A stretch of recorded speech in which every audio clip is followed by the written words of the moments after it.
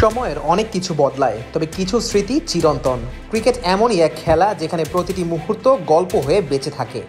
Legends league সেই গল্পগুলোকে নতুন করে জাগিয়ে তুলেছে।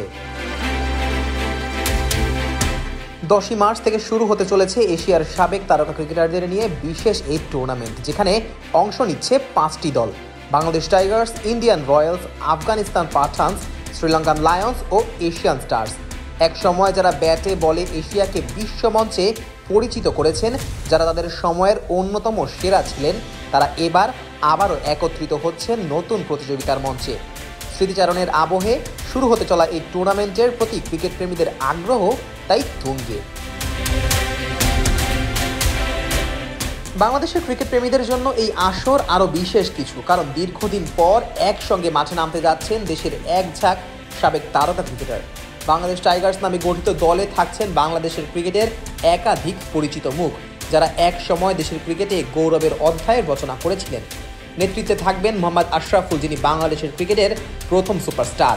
2005 সালে তার ব্যাটেই এসেছিল অস্ট্রেলিয়ার বিপক্ষে সেই ঐতিহাসিক জয়, যেটি আজও বাংলাদেশের ক্রিকেটের অন্যতম সেরা মুহূর্ত।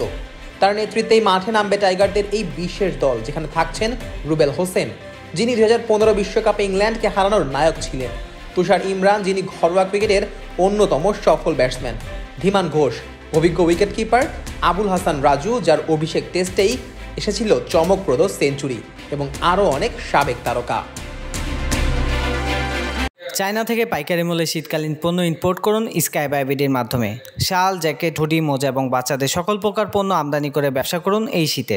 তাই এখনই পাইকারি মূল্যে পণ্য ইম্পোর্ট করতে ভিজিট করুন www.skybybd.com অথবা প্লে স্টোর থেকে ইনস্টল করুন sky by BD mobile app.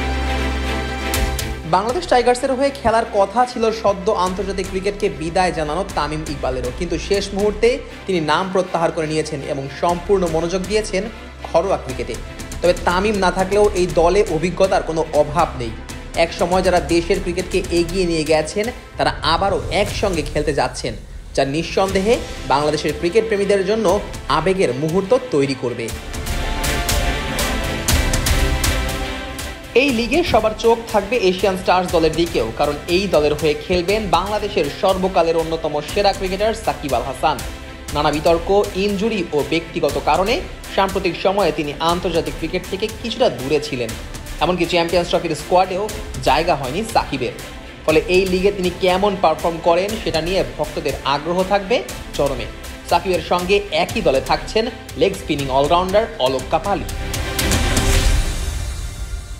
এর আগেও সাবেক ক্রিকেটারদের নিয়ে নানা লিগ হয়েছে। 2021 ও 2022 সালে 2 আসরে বাংলাদেশ লিজেন্ডস নামে একটি দল অংশ নেয়, যদিও দুইবারই তারা ছিল টেবিলের তলানিতে। এরপর 2024 সালে ইংল্যান্ডে অনুষ্ঠিত হয় ওয়ার্ল্ড চ্যাম্পিয়নশিপ অফ লিজেন্ডস, যেখানে বাংলাদেশ অংশ নেয়নি।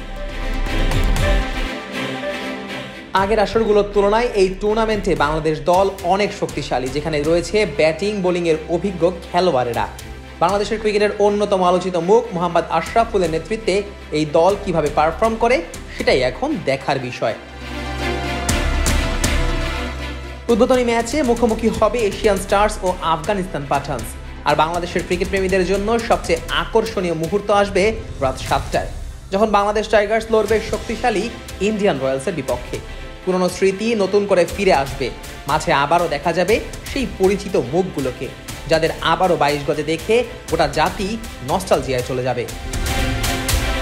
Najmus Sakib, on field.